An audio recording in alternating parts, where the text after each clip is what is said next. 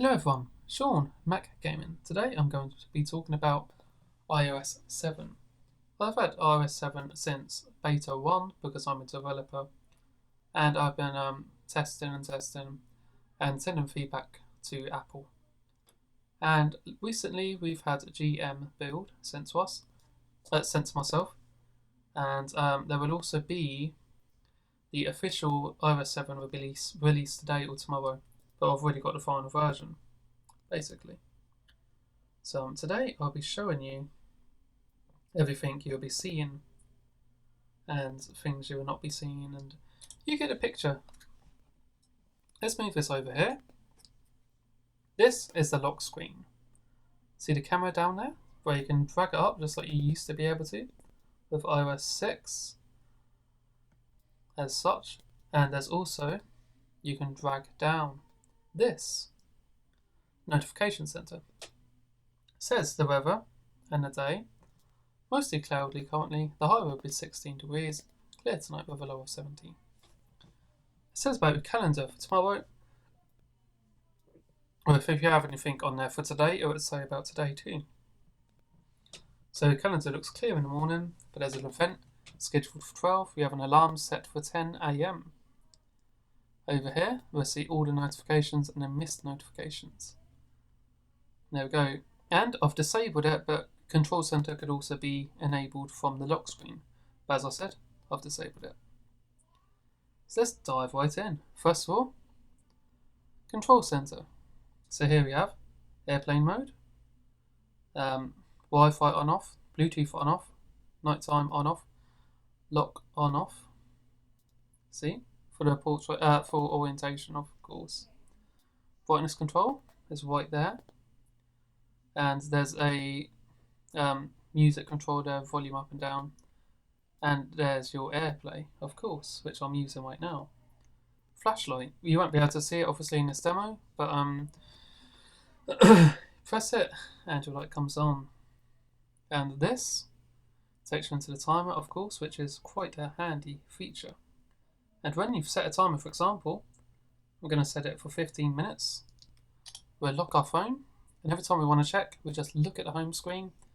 And as you can see, it shows you just under the time how long the time is on for. Now, what else is there, you ask? Let's have a look. Calculator, and of course, camera control. And there are different types of camera controls now. There's well, obviously there's video and photo, which is pretty normal. We're used to those. Square, which is new, and pano, also known as panoramic. And I won't take a picture now. Oh yeah, look, there's my desktop, by the way. And as you can see, that's everything at the moment. So that's panoramic. So the calendar, slightly different. And by slightly different, it looks much more modern. I missed the red dots. It's a shame they're now different colours. And that's that. There's not much more to say about that. Now Safari has changed a fair bit, to be fair. Let's close this. So as you see there, it's very minimalistic, which is great.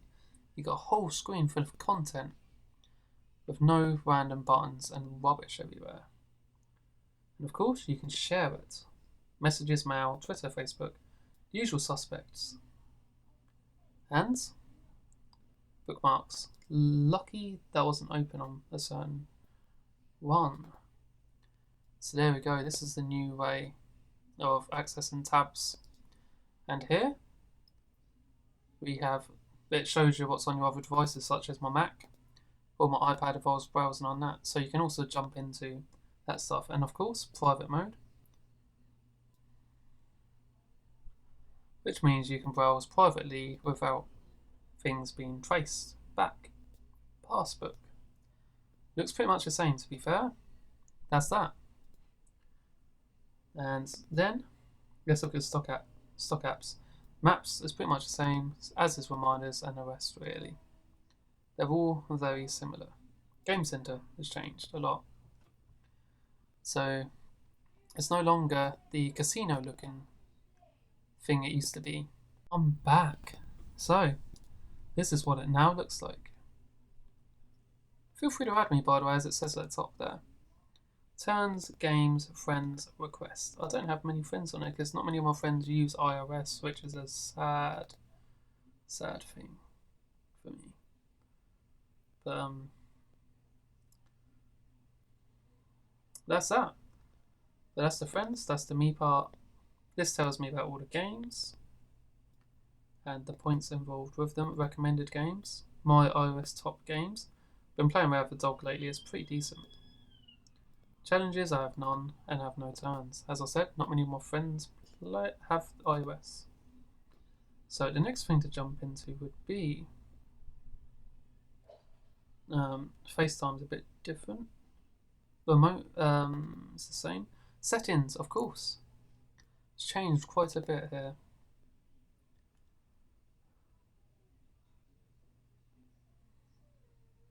Notification center.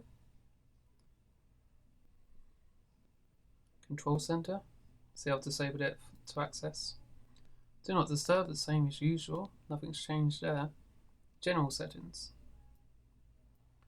So if we go to software update, it shows we're on iOS 7 even though it's not been released yet. The only reason I've not done any videos since the beta is because the beta was dreadful. And it's generally not good to show that on YouTube because I'm getting into trouble from Apple. So this is all pretty much the same. Background app refresh. Now this is good. I've disabled it myself. Basically, it just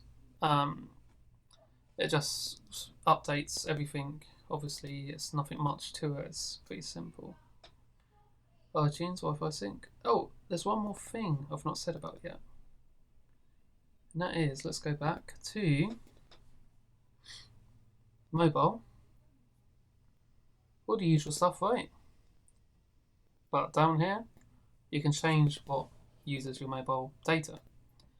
So for example, if you've only got, I don't know, let's say something stupid like 100 megabyte limit a week or something, and you see something like, I don't know, Hot UK Deals is taking 2.3 megabytes worth. Now that sounds like quite a bit. So you could disable it for mobile access and just have it for Wi-Fi only. So when you go back home, it all updates, but when you're out, it doesn't. So it's pretty simple, but it's a good idea. Everyone's welcomed this for a long time. iCloud, it's pretty much the same, but you get keychain, which I'm not going to go into because it's got my private passwords. So that's that. And everything else here is pretty much the same. Apart from the fact you can use Flickr and Vimeo now. And I use Flickr for my images, of course. It's quite useful. So network, was there anything in here? iTunes Airport apps just had a big update. I say big update, it's not much. It's just I won't go into that because it's private. It's just updated for iOS 7. And that is pretty much the whole operating system in one fell swoop. Music, let's have a look at this. So, shows us all the songs we have, the artists,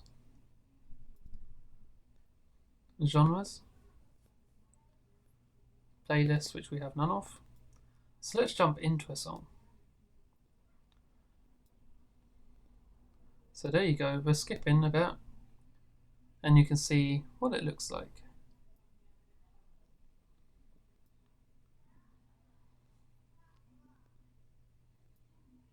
We on? One. So there we go. That's it. Oh, is there one thing we're missing? Yes, there is. One of the most important things. You can now multitask better. And see all these apps running? They're all running in real time. They're not running in real time. I don't know what the actual term is, I've forgotten. But they're actually running properly in the background. Whereas before, iOS 6, when you exited them, they just stopped And look, swipe up. And that's how you close apps now. It's pretty simple, right? If we go landscape, oh, it's not working now. I must have put a lock on it. Anyway, there we go. That's how you close apps. It's pretty sweet. So it's got pretty much the best of all worlds with the new operating system. It's definitely caught up in lots of ways. I mean, oh yeah, Spotlight is no longer to the left. It's now, you pull down, there's Spotlight. It's very fast. It's very good. This operating system is amazing. To say the least, it's definitely the best of BlackBerry, Android, and iOS, of course. It's like pulled everything good from those operating systems and thrown it into iOS.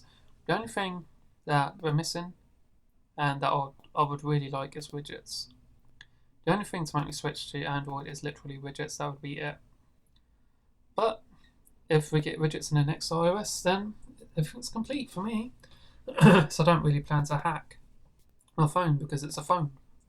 You need it every day. But if I didn't really call people and stuff like that, then of course I'd hack it. But what's the point? So thank you for watching. Subscribe and take care.